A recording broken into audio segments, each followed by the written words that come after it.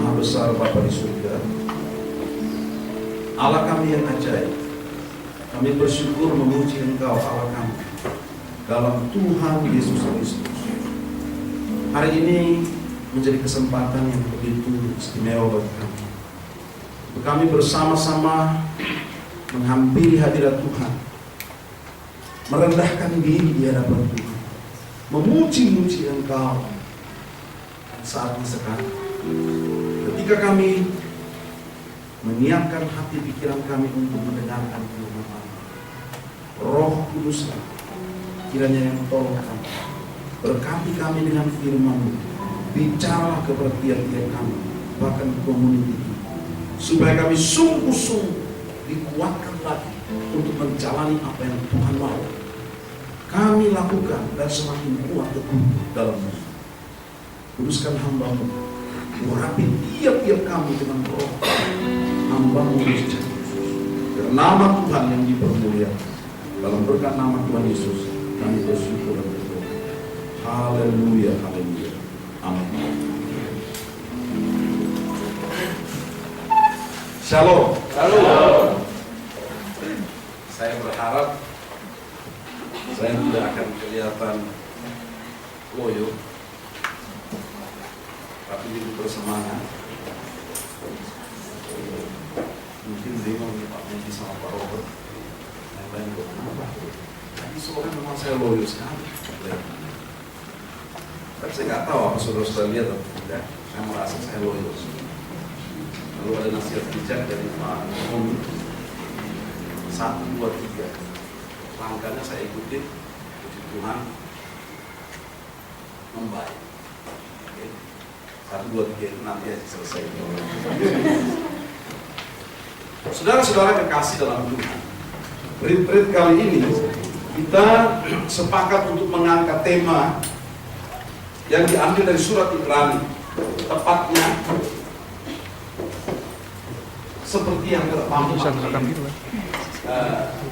depannya, penghinaan karena Kristus sebagai kekayaan yang lebih besar. Saudara-saudara kekasih di dalam Tuhan Yesus Kristus, bacaan Alkitab kita akan lihat bersama-sama dari Ibrani pasalnya yang ke-11. Ibrani pasal 11, mulai dari ayatnya yang ke-23. Firman Tuhan, Ibrani pasal 11, ayatnya yang ke-23 sampai dengan ayat 29. Firman Tuhan berkata begini, karena iman, maka Musa setelah ia lahir disembunyikan selama 3 bulan oleh orang tua, karena mereka melihat bahwa anak itu elok rupanya, dan mereka tidak takut akan perintah. Karena iman maka Musa setelah dewasa menolak disebut anak putri Firaun, karena ia lebih suka menderita sengsara dengan umat Allah daripada untuk sementara menikmati kesenangan dari dosa. Ia menganggap penghinaan karena Kristus sebagai kekayaan yang lebih besar daripada semua harta Mesir, sebab pandangannya ia arahkan kepada Allah. Karena iman maka ia telah meninggalkan Mesir dan tidak takut akan murka raja. Ia bertahan sama seperti ia melihat apa yang tidak terlihat. Karena iman maka ia mengadakan Paskah dan pemercikan darah supaya pembinasa anak-anak sulung jangan menyentuh mereka. Karena iman maka mereka telah melintasi Laut Merah, sama seperti melintasi tanah kering. Sedangkan orang-orang Mesir tenggelam ketika mereka mencoba. Demikian jauh pembacaan Alkitab. Terpujilah Tuhan Yesus Kristus. Saudara-saudara kekasih di dalam Tuhan Yesus Kristus, saya berharap kita semua menikmati atau merasakan gerakan Allah yang menuntun kita kepada menjalani hidup seperti yang Ia suka. Walaupun barangkali gerakan Allah itu kerap membawa kita pada situasi kondisi yang kita tidak suka. Situasi kondisi yang tidak ideal bagi kita. Dan kalau bicara tentang situasi kondisi yang tidak suka, yang kita tidak suka, yang tidak ideal, adalah segala sesuatu yang secara umum tidak disukai manusia. Manusia senang kalau semuanya berjalan dengan aman, nyaman, lancar. Mungkin lebih spesifik lagi, manusia senang kalau setiap hari dapat apa?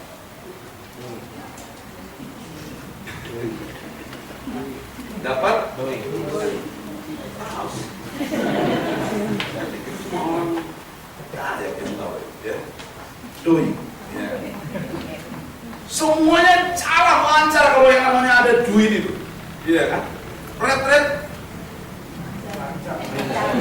Iya lancar. Iya. Saya kira semua akan mau jadi ketua panitia. Berebutan. Kalau STT Skriptura sudah menyediakan 50 juta setiap kali retret. Masih ada saldo karena nggak sampai 50 juta. Iya kan? Saya kira kita semua senang yang kayak gitu ya. Dan itu disukai oleh semua manusia di seluruh dunia ini selagi masih menginjakkan tanah di tanah. Ya kan? Intinya keadaan yang baik, keadaan yang nyaman itu dicari oleh manusia di dunia ini. Saudara-saudara, keadaan itu ada pada Musa. Musa ada pada posisi seperti ini. Siapa dia? Anak putri Firaun. Yang namanya sudah secara legal diangkat, dia berkuasa dengan segala implikasinya, dia berhak dengan segala implikasinya sebagai anak putri Firaun, sebagai anak putri Firaun. Kekuasaan enggak perlu dikhawatirkan, ya. Kenyamanan enggak perlu dibicarakan. Duit itu udah pasti. Saudara-saudara kekasih di dalam Tuhan Yesus Kristus. Tapi ini hal yang luar biasa. Apa yang dikatakan oleh penulis surat Ibrani. Mungkin pada waktu dia mulai menulis itu menafsir. Dalam konsep inspirasi by the Holy Spirit, Alkitab ini diinspirasikan oleh Allah seperti yang ada pada kita. Ini bukan tafsiran lagi. Ini merupakan pemaknaan yang benar yang telah dilakukan oleh penulis surat Ibrani ketika ia mengatakan apa? Musa mengkaitkan keputusannya terhadap segala yang dia lakukan itu dengan Kristus. Ia meninggalkan Mesir karena Kristus. Dan di dalam ayatnya yang ke-24 dikatakan 24 atau 26.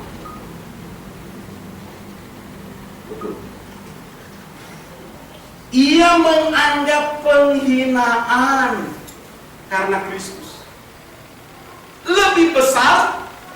Ia menganggap penghinaan karena Kristus sebagai kekayaan yang lebih besar daripada semua harta Mesir. Berarti saudara-saudara, Musa memiliki pengenalan yang benar akan Allah. Dia memiliki pengenalan yang benar akan Allah, bahwa statusnya sebagai umat Allah tidak semata-mata karena dia dilahirkan dari keluarga Israel, bangsa yang dipilih oleh Allah, tetapi dilahirkan dari keluarga Israel yang ternyata dipengaruhi secara signifikan dalam pengenalan yang benar akan Allah, sehingga dia sudah melihat jauh ke depan.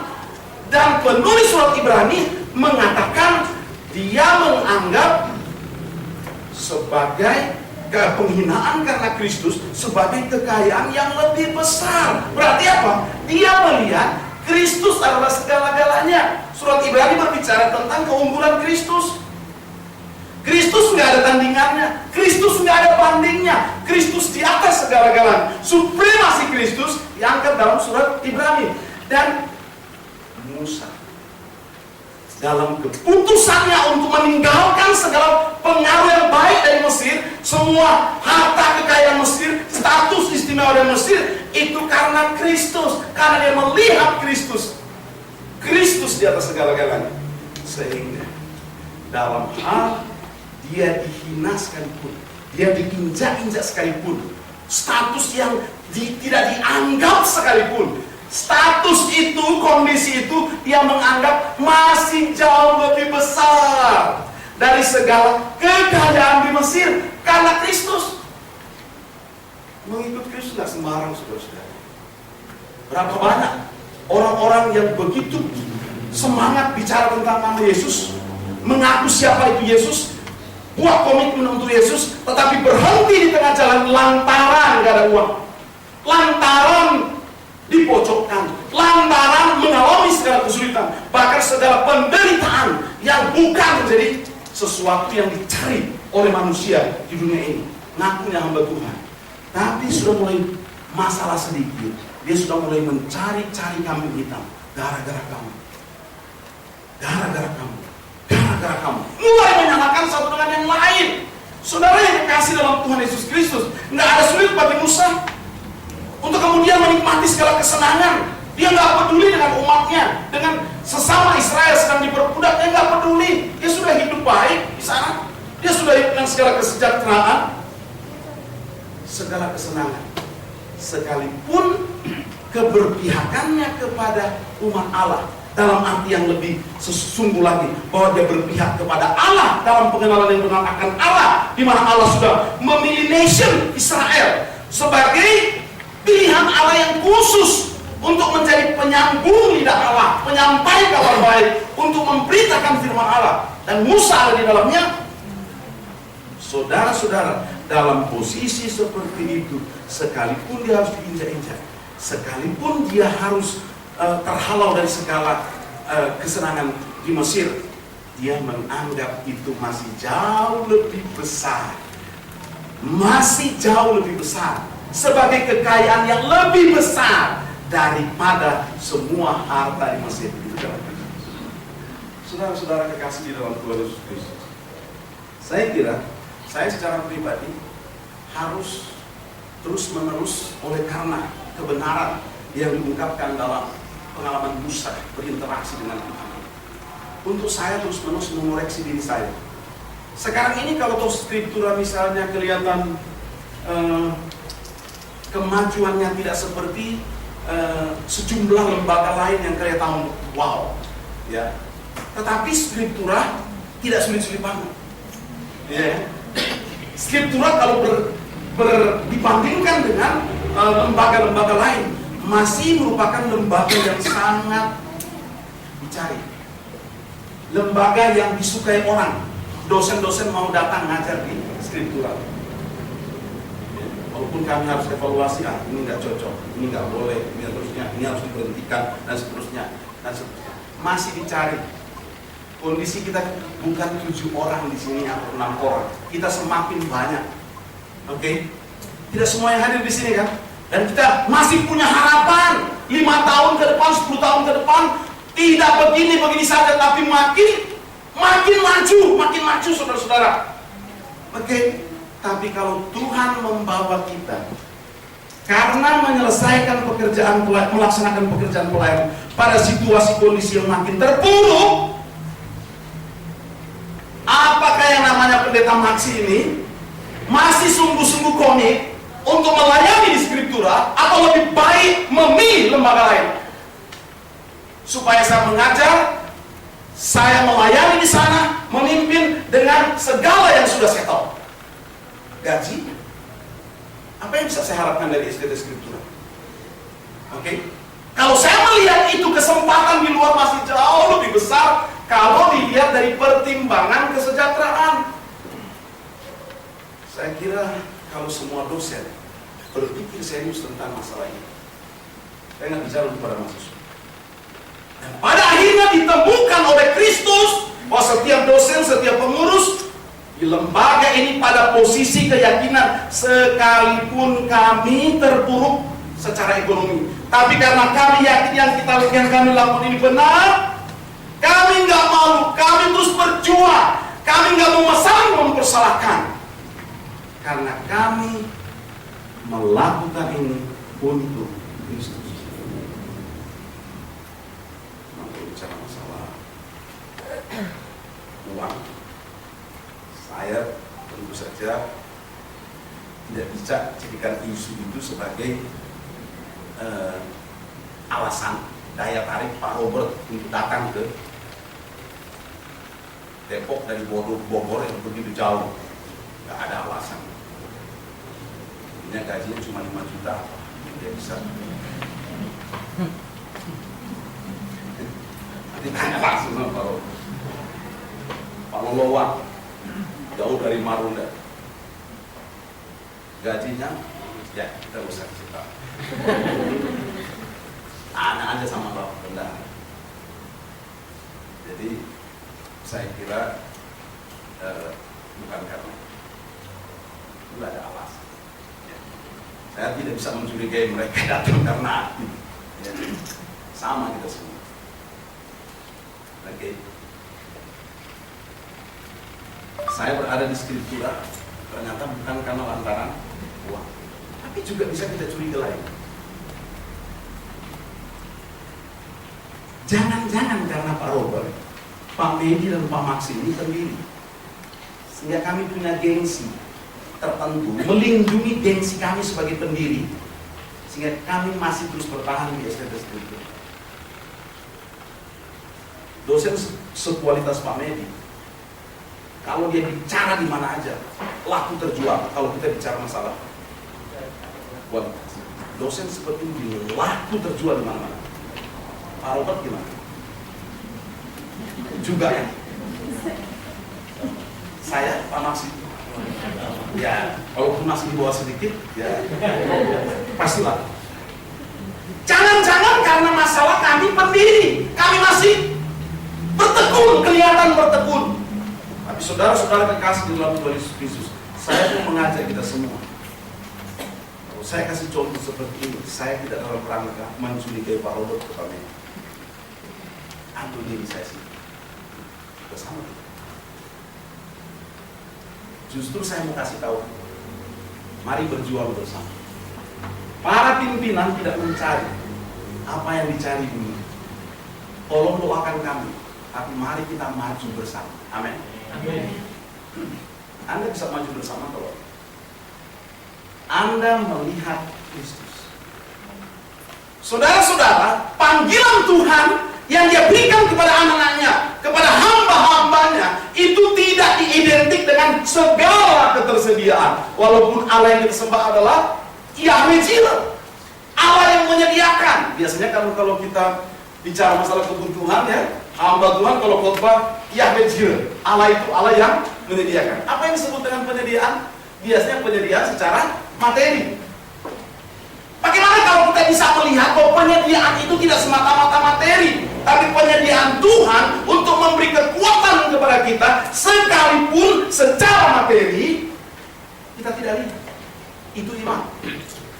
Hanya orang-orang yang beriman, karena iman adalah dasar dari segala sesuatu yang kita harapkan. Itu definisi sederhana dan benar tentang iman. Iman adalah dasar dari segala sesuatu yang kita harapkan dan bukti dari segala sesuatu yang tidak kita lihat. Kok nggak lihat? Dan Musa di dalam ayatnya yang ke-27 kita bisa melihat di situ. Ayat 27, karena iman maka ia telah meninggalkan Mesir dengan tidak takut akan murka raja, sebab ia bertahan sama seperti ia melihat apa yang tidak kelihatan. Melihat apa yang tidak kelihatan itu kan ngaco secara logika, tapi benar. Karena apa? Ada Allah Maha Kuasa di balik semuanya itu. Jadi jangan mengeluh dulu, saudara. Ketika Anda di bawah atau diizinkan Tuhan masuk pada situasi-situasi sulit, kemudian sudah mulai merubah arah. Yang tadinya begitu serius bersemangat untuk melayani Tuhan, tapi ketika sudah melihat keadaan sulit, dia sudah tidak melihat lagi tangan Tuhan di sana, karena dia mengkaitkan penyertaan Tuhan atau memahami penyertaan Tuhan sebagai segala sesuatu yang berkaitan dengan ketersediaan secara materi. Bagaimana kalau kita sakit? Sejarah Alkitab dan sejarah gereja sudah mencatat, bahkan hamba-hamba Tuhan yang masih memberi diri sampai hari ini, kita melihat kesaksian mereka bahwa justru komitmen hidup bagi Tuhan akan membawa mereka kepada situasi-situasi sulit. Tapi justru situasi-situasi sulit itulah yang dipakai secara sengaja oleh Tuhan untuk kemudian manusia-manusia beriman yang percaya dipanggil oleh Allah, tetap percaya kepada Allah, sanggup melakukan segala perkara untuk terus-menerus dia melaksanakan pekerjaan pelayanan, memberi yang terbaik untuk Tuhan. Amin. Karena itu saudara-saudara, kalau skriptura sih, saya kan ikut rapat-rapat sekolah tinggi teologi di Indonesia. Sekarang sudah dibagi dua wilayah timur dan wilayah barat, wilayah 1 dan wilayah 2. Kami di barat itu wilayah 1. Saudara-saudara, terlalu banyak STT yang mati hidup segan, mati tak mau. Ada STT yang cuma 7 mahasiswanya, tapi keluar akreditasi. Akreditasi dari mana? Bank PT. Gimana ini lembaga yang kredibel? Kok bisa memberikan akreditasi kepada lembaga pendidikan yang cuma 7 mahasiswanya dapat akreditasi? Ada orang mendorong saya, Pak Maksi, dan seterusnya. Kami bantu dan segala macam. Tapi bantuan-bantuan itu adalah bantuan-bantuan yang merekayasa data, menggunakan jalur-jalur. Tapi saya mau berkata demi firman Allah, karena Skriptura mengusung kebenaran Kristus memenuhi Indonesia dalam segala bidang, dan bukan cuma karena itu, bahwa gereja sifatnya menyatakan kebenaran di tengah ketidakbenaran. Bahkan sekalipun kebenaran itu membuat kita terpuruk sekalipun, Allah adalah pembela kita dan kita nggak boleh berkompromi hanya lantaran apa yang disebut dengan pertimbangan dunia, lancar dan baik-baik saja. Karena itu saudara-saudara, kalau kita mau benar, kita harus siap bayar harga, termasuk STT Skriptura.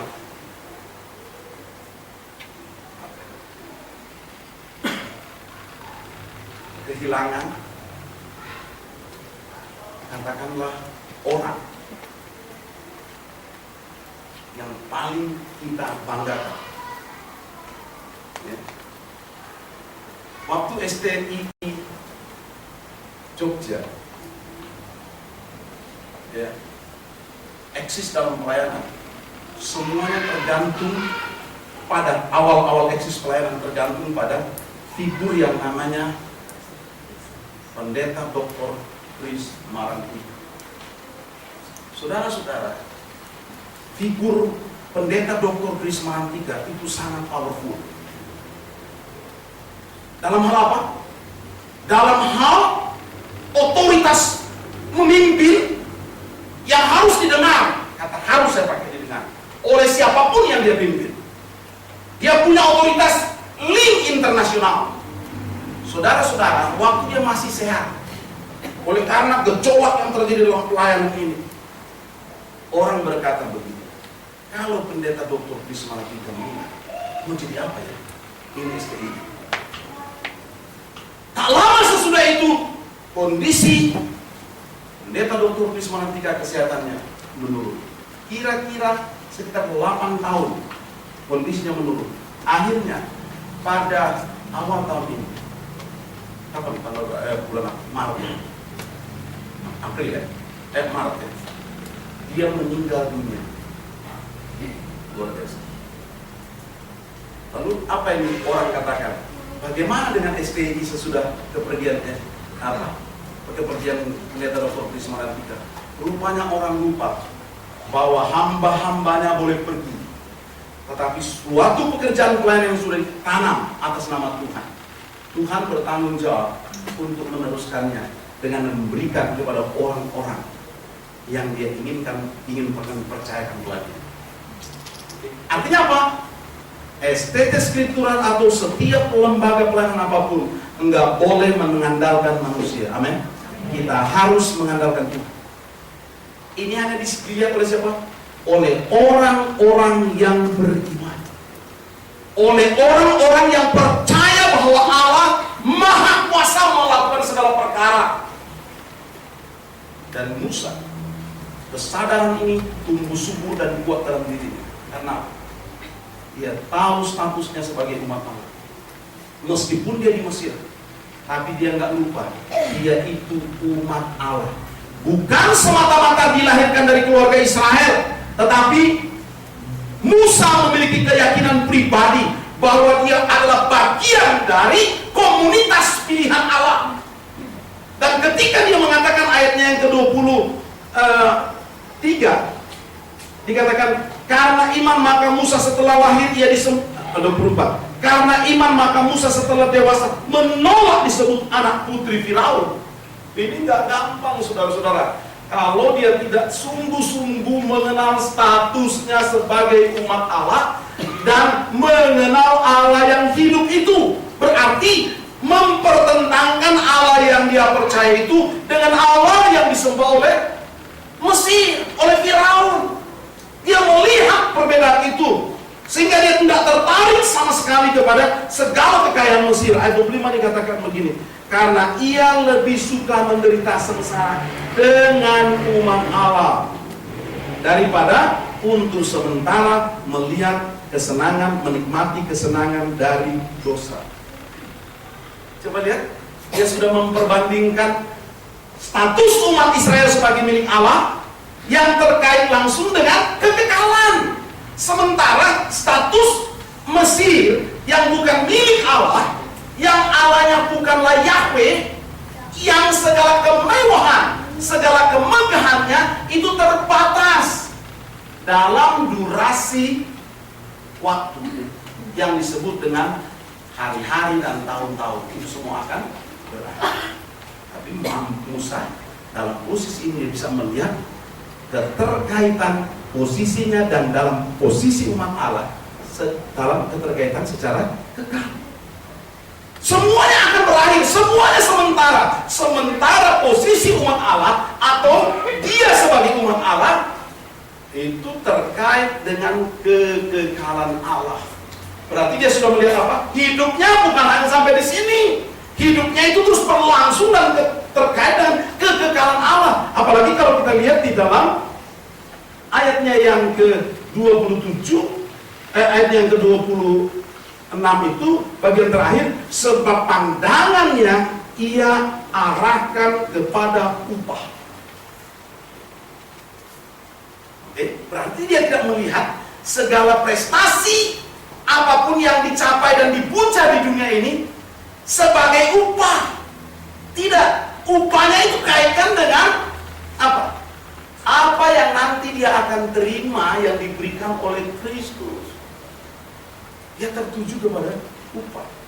Paulus mengatakan, karena bagiku hidup adalah Kristus, mati adalah keuntungan. Jadi hidup ini adalah Kristus. Berarti kalau hidup adalah Kristus, dia tidak mau kompromi dengan dosa. Hidup adalah Kristus, segala kegiatan hidup kita, segala aktivitas hidup kita, pikiran dan hati kita adalah Kristus. Apalagi tubuh kita, apa yang ada pada kita adalah Kristus, bukan diri kita sendiri, bukan kedagingan, bukan untuk dunia ini. Hidup adalah Kristus, mati adalah keuntungan. Ini tidak bicara surga. Mati keuntungannya tidak bicara surga. Ini sudah pasti, kita semua pasti masuk surga. Tapi mati adalah keuntungan, bicara tentang pengharapan, upah yang akan diterima dan dibagi-bagikan oleh Kristus kepada barang siapa yang hidupnya di dunia ini sungguh-sungguh hidup bagi Kristus, bukan bagi dunia ini. Saya sudah pernah mengatakan kepada saudara-saudara di kelas, saya sudah namanya hamba Tuhan, kalau khotbah di mana-mana itu kan berkaitan dengan yang layak di mana-mana. Hamba Tuhan dan Alkitab juga sudah bilang kan, namanya hamba Tuhan hidup dari mana? Dari pekerjaan pelayanannya kan. Nah, kalau dibawa pada kondisi sekarang apa? Habis khotbah berarti ada PK, ya kan? Ada angpau, Lalu kita lihat tinggal lihat besar kecilnya, sekali khotbah 500, 1 juta, 5 juta, 10 juta, seterusnya. Iya, saya nggak mau malu bicara itu. Waktu saya memberi diri untuk melayani Tuhan, saya klaim, saya harus hidup dari situ. Tapi lama-lama setelah saya amati, ternyata bukan lagi soal wajarnya saya melayani dapat uang dan saya hidup dari situ. Bukan lagi di situ ternyata. Ketika saya diundang untuk berkhotbah, saya terus terang sudah berpikir, saya dapat berapa ya? Saya dapat berapa? Dan saya mengidentifikasi, Tuhan ini memang wajar, saya hidup dari situ. Tetapi ini bahaya kalau saya sudah tertuju ke situ. Berarti saya lebih baik apa? Bilang ke Musa, kalau ada waktu itu di situ saya. Kalau Musa itu orang Manado, dia bilang, saya ngomong begitu, udah, nana so bagus begitu, terus diurus lagi rumah, udah, nanti kalau mana dapat, saya juga dibagi-bagi, kira-kira seperti itu. Saya takut kalau saya tidak mengoreksi diri begitu cepat, dan terus menerus mengoreksi diri, saya akan mempertimbangkan untuk menasihati Musa. Sudahlah, kamu sudah bagus, nanti saya dampingi kamu dan segala macam. Saudara-saudara, saya mau kasih tahu kepada kita semua, kalau kita sekolah tinggi memberi diri untuk namanya melayani Tuhan, tapi pikiran kita bahwa studi teologi ini berkaitan dengan apa yang akan Anda dapat secara ekonomi, Anda sedang ada pada posisi yang tinggi. Tapi itu belum terlambat. Tentu saya tidak curiga Pak Tony, karena dia kan nggak lagi mau jadi pendeta, ya kan? Paling tidak jadi majelis. Tapi bisa juga nanti setelah itu, jadi dibilang, enak juga kok dari mana-mana. Tapi itu mungkin enggak. Tapi saya mau kasih tahu, ini juga kalau berusaha, orientasimu semata-mata kepada cari uang itu bahaya. Hamba Tuhan yang benar, orang Kristen yang benar, bahkan dalam cari uang pun, ya, harus benar-benar berdasarkan pada prinsip-prinsip pengabdian ini. Maka hasil yang didapatkan mungkin jauh lebih besar atau jauh lebih kecil, tapi hasil seperti yang terkait oleh Tuhan. Pak, saya mau masuk skriptur, ada nggak apa di sana? SPDK, program PAK, gitu kan? Enggak saya nggak masuk di skriptura karena nggak ada program PAK misalnya. Ada sudah banyak yang bilang seperti itu. Emang kenapa? Nanti kan kalau saya mau selesai dari S3 itu saya mau jadi pegawai negeri. Maksudnya apa? Ya biar saya dapat penghasilan. Jadi pegawai negeri kan sah-sah aja kira seperti itu. Tapi kalau motivasi masuk STT supaya engkau bekerja dan dapat gaji sebagai pegawai negeri, itu perlu dikoreksi. Lalu kalau yang ambil program studi teologi, apakah bebas? Tunggu dulu. Di Manado itu, saya bilang Manado aja dulu karena kan daerah bukan budaya. Manado. Itu orang sekarang lomba-lomba sekolah teologi, nggak usah jadi pegawai negeri untuk jadi pendeta. Karena apa? Gaji pendeta di Manado rata-rata lebih besar. Bukan gaji ya, tapi pemasukan, belajar pemasukan. Kalau gaji mungkin malah lebih kecil dari pegawai negeri. Pemasukan Pak Lolo, ya, pemasukan itu jauh lebih besar daripada pegawai negeri golongan 3. Dari mana kalkulasinya? Kalau gaji pendeta itu kan rata-rata 3 juta. Kalau di desa, kalau di skriptura, itu. Anda tahu, kalau gembala sidang di sana nggak kunjungin orang yang ulang tahun, itu bisa ramai. Itu semacam sudah jadi hukum wajib. Ya, mungkin karena itu Ibu Lydia nggak pernah. Tapi itu tahu, kalau dia kunjungi orang, katakanlah saya punya jemaat pimpin di sana 1000 orang. Sekarang kan besar-besar, nggak jemaat 1000 orang, berarti berapa yang ulang tahun? Rata-rata 3-4 kan? yang ulang tahun, ditambah ulang tahun pernikahan, ditambah kebaktian syukur, ditambah dan macam-macam. Bisa 7 kali momen tiap rata-rata per hari. Dan tiap momen tidak ada kehadiran gembala pendeta yang tidak dikasih PK. Rata-rata berapa? 100 aja, 700.000 setiap hari di luar gaji. Itu belum termasuk segala sembako dan lain-lain yang dibawa ke rumah. Gaji utuh. Anda tahu, ini saya nggak bicara sembarangan, ini benar. Belum lagi kalau khotbah pada hari Minggu. Di gereja saya kalau khotbah pada hari Minggu itu pakai jubah besar. Kadang-kadang sudah disiasati supaya kantong jubahnya ada kok lagi kalau nggak percaya. Habis khotbah, saya mesti begini tangan terus dihitung. Wah, ini sampai rumah itu lebih besar dari TK yang dikasih resmi. Coba, sudah nggak hitung. Ada gembala bilang begini, teman saya di sana bilang, saya sudah nggak hitung lagi. Kadang-kadang sudah habis saya dapat langsung taruh aja di lemari, terus taruh di lemari. Dia nggak buka lagi, saking banyaknya duit. Oke, akhirnya mau jadi S1 teologi kependetaan, itu juga ada godaan seperti itu. Tapi saudara-saudara, mau kondisi seperti itu ataupun tidak, sebetulnya hati pikiran kita harus ditundukkan pada Tuhan. Maka kalau kita tundukkan pada Tuhan, kita nggak menundukkan pada uang. Memang kita butuh uang, tetapi uang bukan segala-galanya. Karena itu saudara-saudara, mari kita belajar hidup beriman, bergantung pada Tuhan, percaya dimanapun Tuhan utus Anda, dimanapun Tuhan akan utus Anda nanti, penyertaannya sempurna. Pertanyaannya, dipercaya? Karena itu, marilah kita melayani dengan percaya.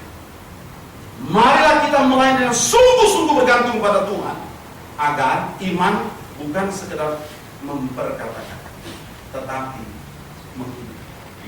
Engkau dihidupi oleh Tuhan lantaran iman. Imanmu harus tumbuh kuat dalam dirimu. Ya, orang-orang yang sudah sekarang punya settle ekonomi dan segala macam, sudah establish, itu oke, bagus. Tapi hati-hati. Segala kebutuhan memang kita perlu. Saya juga perlu uang kok.